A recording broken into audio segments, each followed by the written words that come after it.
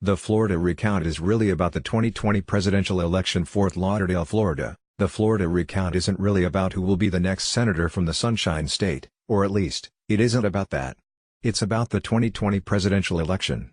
The small armies of Democratic and Republican lawyers, oodles of operatives and platoons of protesters who have descended on Florida all know that Republican Rick Scott, who led by more than 12,000 votes after the first and second rounds of balloting, will, in all likelihood, be the winner after a hand recount is complete.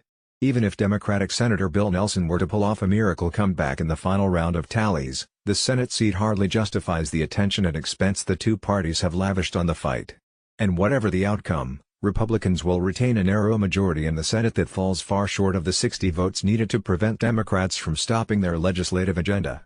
What Floridians are watching isn't an all-out battle over a single Senate seat, or even a fight over that prize combined with a governor's race that Republican Ron DeSantis leads by a wide enough margin that it doesn't merit a manual recount under state law.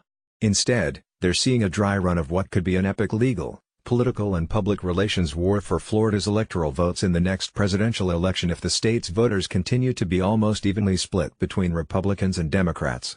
Florida has sided with the winner of the presidential election in each of the last 6 contests, but they've all been close. It's been 30 years since a presidential candidate won more than 52.1% of Florida's vote, and the statewide winner in 5 of the last 7 presidential elections totaled less than 50% of the vote. And, of course, the 537 votes that separated George W. Bush and Al Gore after a recount fight in 2000 put Bush in the White House and Gore on the speaking circuit. Since the polls closed on November 6, Democratic lawyers have filed a series of lawsuits in federal and state courts challenging the actions of state officials in various aspects of election law, from the setting of deadlines for counting votes to how ballots are tallied. They want 2020 to be the Wild West in Florida, said Brad Todd, a senior advisor to Scott. Bill Nelson's lawyers have known from the beginning that nothing they could do was going to reverse this election, but they took the opportunity to file as many lawsuits as they could to get rid of the fraud protection laws that they dislike. But it's not just what Democrats are doing in Florida that helps put the Florida brawl in context. It's what Republicans are doing there. The GOP tapped one of its top election lawyers, Jessica First Johnson, to manage a team of attorneys from White Shoe Washington law firms to counter the Democratic moves here.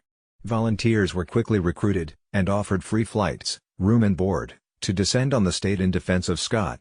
And party luminaries ranging all the way up to President Donald Trump have kept up a steady drumbeat of allegations that Democrats are trying to perpetrate a fraud on the voters of Florida, to steal an election. When people get in line that have absolutely no right to vote and they go around in circles, Trump said in an interview with the Daily Caller. Sometimes they go to their car, put on a different hat, put on a different shirt, come in and vote again. It's really a disgrace what's going on. He did not cite evidence to back up his assertions. Trump would have won the 2016 election without Florida's 29 electoral votes. He carried the state by a little more than 1 percentage point, but not by much. He knows it is a key piece of his electoral college coalition, and losing it would make a Democratic nominee's path to the presidency far easier. That's why the hand-to-hand combat, which is being waged in courtrooms and election supervisors' offices across the state, has much more meaning for the next presidential election than it does for the fate of Trump's agenda or his nominees in the next Congress. Jessica Levinson, who teaches election law at Loyola Law School in Los Angeles, said the battle in Florida can be about 2 things at once. Like almost everything else concerning the 2018 midterms, the Florida recount is both about this year's big races and 2020, she wrote in a text exchange with NBC. The Florida recount feels like a stress test on the fault lines which are our voting laws. At some point they could break, and they have yet to be retrofitted.